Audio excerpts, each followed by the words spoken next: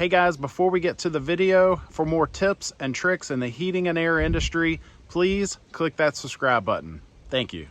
Hey guys, Josh with Griffin Air and the new HVAC guide. Wanted to do a real quick video on the topic of what we call heat rise. And all that means is when the air is going into the system and coming out of the system, what is that rise in temperature? You might be talking about the air being pulled into the return of, say, a furnace and then coming out of one of your supply registers.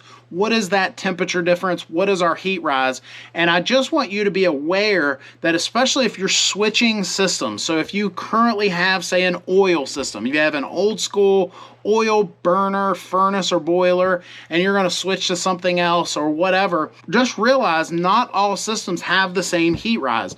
Now, is that the end of the world? Not always. We've had customers switch to just say a heat pump system or a straight electric system when they were burning gas before for one reason or another, utility bills or whatever the reason is they want to do it, but then they put their hand over the vent and they're like, well, this isn't what I'm used to. I'm used to, I'm used to hot air coming out, but now it's only lukewarm. I mean, yeah, my house is keeping temperature and all that good stuff, but I'm seeing a different heat rise is the verbiage, right? I'm putting my hand over the vent. It's not as hot as it once was with my other system that was this or that.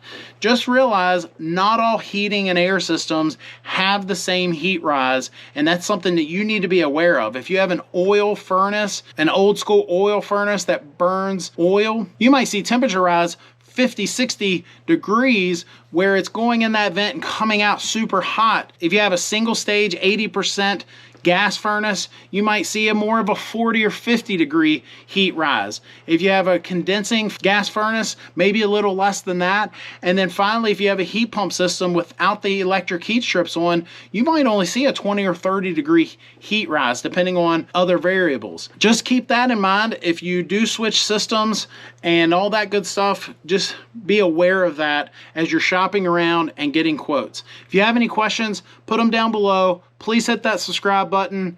Thanks for watching. The last thing I'll say is if you're in the market for a new heating and air system and you're in Virginia and the Middle Peninsula or the Northern Neck, give Griffin Air a call. We'll give you a free estimate and the best warranty in the area. But if you're not in our coverage area, check out my new website. I've even got a little banner up here, newhvacguide.com.